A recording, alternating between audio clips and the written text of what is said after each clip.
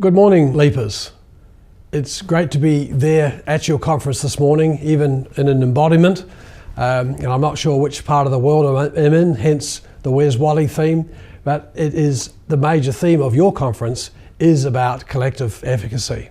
And certainly a big hello also to Jenny Donahue, who I know is going to be a key part of your conference over the next 2 days. This topic is really quite an exciting topic. Over the last many years, as I've written and kept the research going on visible learning, I keep adding new influences. And the major reason I do that is that I want to be the first in the world to say I'm wrong. Because if something comes up, for example, that shows class size has a huge effect, I want to be out there and say my model is wrong. Now, so far, that hasn't happened. But a couple of years ago, when a new meta-analysis came out on teacher collective efficacy, and it went to the new number one, it was very comforting. It was very comforting because it supported all the arguments that the visible learning research has been trying to say over the last many years. And I think that's a really important part of the theme, is that it is part of the big story. It's not a thing just by itself. And since then, a lot of people have got a lot of interest in this topic. Now, let's be clear. To do a meta-analysis on collective efficacy, there needed to be studies. This is not a new notion. This has been around a long time.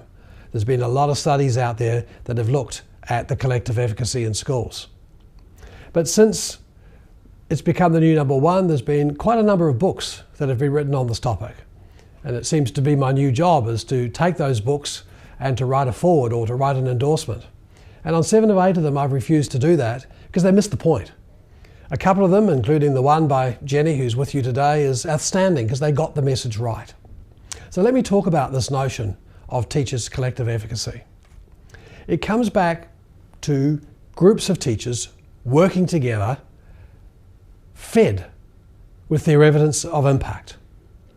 One of the not meanings of collective efficacy is when teachers get together and talk about kids, about curriculum, about resources. That's not the point at all. And it's not just growth mindsets, rah-rah, let's feel good. That's not the message either. This is hard work. This is getting together and understanding how we're going to have impact on students. I'm sure many of you have read the Gonski report that came out a few weeks ago, and it talked about how we can get teachers to talk about a year's growth for a year's input. That's a major focus of teacher collective efficacy. What does that mean? It doesn't mean effect sizes or test scores. It means judgments, interpretations, and how can we do that as a team to understand what a year's growth looks like in this school with these students. Yes, it's very much related to high expectations. And as Christine Ruby Davies' work has shown, teachers do have expectations for the students, and they tend to either have high or low expectations. It's not true that they have different expectations for boys or girls or for different kinds of kids. If they have high expectations, they tend to have it for all students. And if teachers have high expectations, they're more likely to realise them. Whereas the teacher down the corridor that may have low expectations, unfortunately, they are also extremely successful at realising low expectations.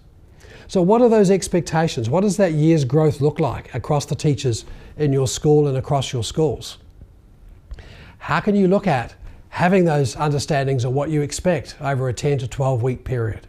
Bringing along artifacts of students' work over 10 to 12 weeks and saying, is this reasonable growth to expect? And this is putting meat around that sandwich of what a year's growth looks like. It's putting meaning around this notion of what teachers' collective efficacy looks like.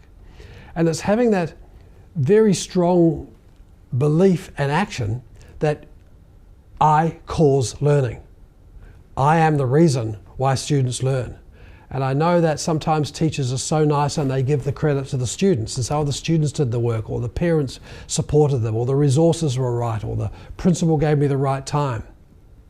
No, I want every one of you in the room today to say, I cause learning. Because the evidence in visible learning shows that we have an incredible number of teachers that are having that wonderful impact on students and are enabling their students to gain more than a year's growth for a year's impact because of what they do.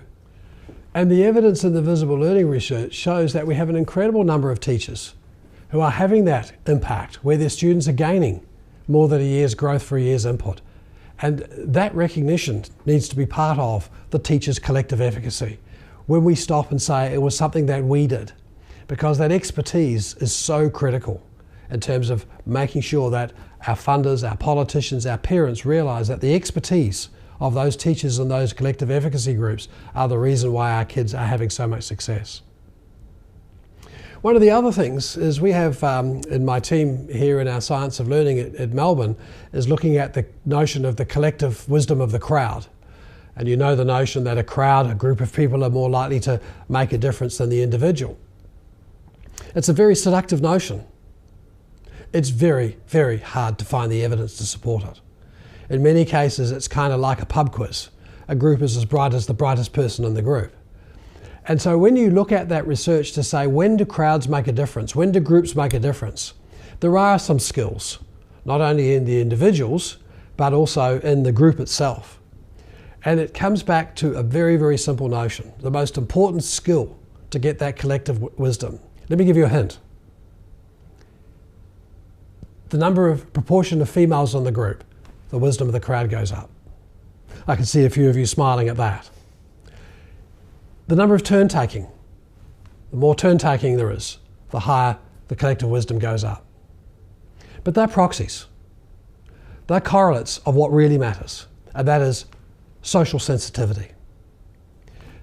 Do our teachers have the social sensitivity to hear other teachers, to be empathetic and walk in their shoes? Because without that, collective efficacy is not very successful. And sadly, sometimes our very best teachers just want to be left alone, back in their classroom, their door closed, get on with their work. And on the one hand, isn't that wonderful? On the other hand, we need those teachers as part of our collective efficacy groups. And this notion of social sensitivity screams loudly to the importance of the leader of the group.